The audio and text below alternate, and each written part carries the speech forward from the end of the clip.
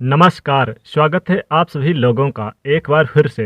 दोस्तों, अगर आप अपनी लाइफ में कुछ नया सीखना चाहते हैं तो चैनल को सब्सक्राइब जरूर करिएगा। 500 साल बाद बन रहा है दुर्लभ महासंयोग। 4 नवंबर देव उठनी एकादशी। गाय को खिला दें ये एक छोटी सी चीज़, रोड़पति से करोड़पति होने से कोई नहीं रोक सकता। दोस्तों, कार्तिक मास के शुक्ल पक्ष की एकादशी को देव उठनी एकादशी कहते हैं। मान्यताओं के अनुसार इस दिन भगवान विष्णु 4 महीने के बाद निद्रा अवस्था से जागते हैं। इसके अलावा इस दिन को देवताओं के जागने का दिन भी माना जाता है। देवशयनी एकादशी पर भगवान विष्णु के सोने के बाद सभी शुभ कार्य बंद हो जाते हैं और इसके बाद जब भगवान विष्णु अपने निद्रा काल से जागते हैं देव उठने के दिन, तब धरती पर एक बार फिर से शुभ कार्य आरंभ हो जाते हैं। कार्तिक मास के शुक्ल पक्ष की आने वाली एकादशी को देव उठनी एकादशी, देव प्रबोधनी, देव उत्थान एकादशी के नाम से जानते हैं। इसके अलावा इस दिन को तुलसी विवाह के नाम से भी जाना जाता है। देव उठनी एकादशी के दिन तुलसी का विवाह शालिग्राम से कराया जाता है। शालिग्राम को विष्णु जी का ही प्रतीक माना जाता है। शालिग्राम और तुलसी की शादी सनातन धर्म के अनुसार पूरे रीत रिवाज से कराई जाती है। शास्त्रों के अनुसार जब देवता जागते हैं तो सबसे पहली प्रार्थना तुलसी जी की सुनते हैं। इसके अलावा जिन लोगों के यहाँ कन्या नहीं होती वह लोग भी इस दिन तुलसी जी का विवाह कराते हैं, कन्यादान का नाम प्राप्त कराते हैं।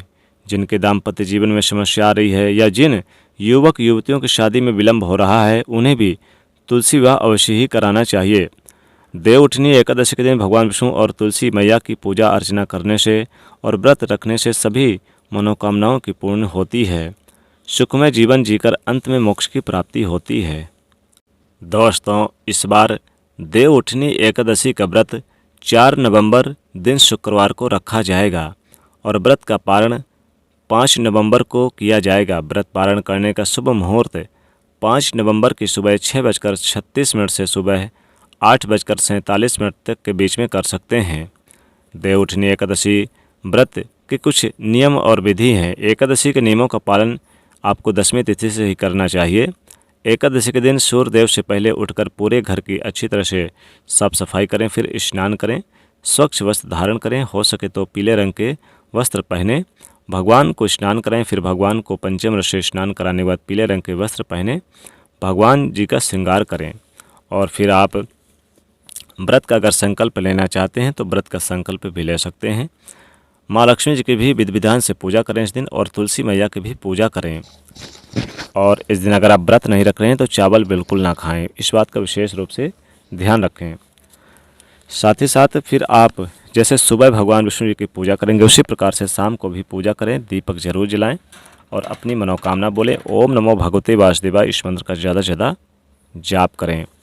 दोस्तों, देव उठनी एकादशी के दिन भगवान विष्णु काफ़ी प्रसन्न मुद्रा में रहते हैं क्योंकि चतुर्मास के बाद जागते हैं। इसलिए अगर इस दिन गाय को ये एक छोटी सी चीज़ खिला दें तो रोड़पति से करोड़पति बनने से कोई नहीं रोक सकता। भगवान विष्णु जी की असीम कृपा बनी रहेगी, माँ लक्ष्मी की भी कृपा बनी रहेगी। दोस्तों, इस बार देव उठनी एकादशी के दिन कई सारे दुर्लभ शुभ संयोग बन रहे हैं। बहुत ही दुर्लभ शुभ संयोग बनने से इस बार की देव उठनी एकादशी बहुत ही खास है, बहुत ही महत्वपूर्ण है। लगातार कार्य क्षेत्र में आपको मुनाफा प्राप्त होगा। कुछ ऐसे कार्य पूरे होंगे जो काफ़ी समय अधूरे पड़े थे, पेंडिंग कामों को पूरा करेंगे। सफलता मिलने के योग बन रहे हैं। कार्यक्षेत्र में अधिक से अधिक लाभ होगा, आमदनी के स्रोत बढ़ेंगे और व्यापारी वर्ग के लिए काफ़ी विशेष रहेगा। व्यापारियों के लिए तो इसमें बहुत ही अच्छा रहेगा, कई महत्वपूर्ण क्षेत्रों से लाभ होगा। देव उठनी एकादशी के दिन आप भगवान विष्णु जी की और माता लक्ष्मी की पूजा आराधना करने के बाद फिर आप यानी कि दीन दुखियों को, ज़रूरतमंद लोगों को दान भी जरूर करें। इस दिन आप गाय को एक छोटी सी चीज़ ज़रूर खिलाएं। दोस्तों, जब आप पूजा पाठ करने के बाद फिर आप क्या करें कि आटा ले लें। आटा को आप यानी कि शुद्ध जल से आप यानी कि बढ़िया से गूंदकर एक रोटी तैयार कर लें।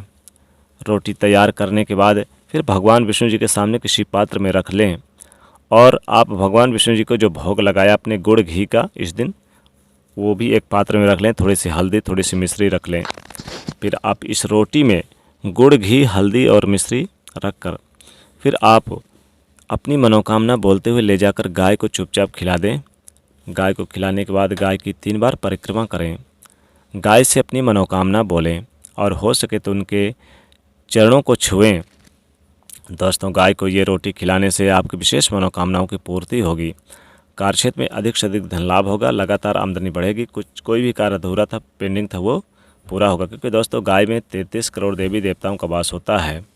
एकादशी के दिन भगवान विष्णु जी बहुत प्रसन्न होते हैं। अगर आप गाय को ये रोटी खिलाते हैं, आपके घर की जो सबसे पहले रोटी बने वो गाय के लिए ही होनी चाहिए। इस बात का विशेष रूप से ध्यान रखें।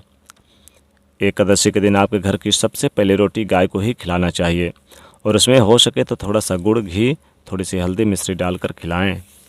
आप एक मुट्ठी घास ले लें और घास में एक रोटी रख लें, थोड़े से गुड़ रख लें, थोड़े से आप उसमें घी, थोड़े से मिश्री और थोड़े से आप उसमें हल्दी रखकर चुपचाप ले जाकर गाय को खिला दें और अपनी विशेष मनोकामना बोलें। जीवन में कभी भी धन की कमी नहीं होगी। दोस्तों, एकादशी के दिन, खासकर देव उठनी एकादशी के दिन भगवान विष्णु की पूजा आराधना करके गाय की भी पूजा आराधना जरूर करें। गौशाला में दीपक जलाएं, गाय की सेवा करें।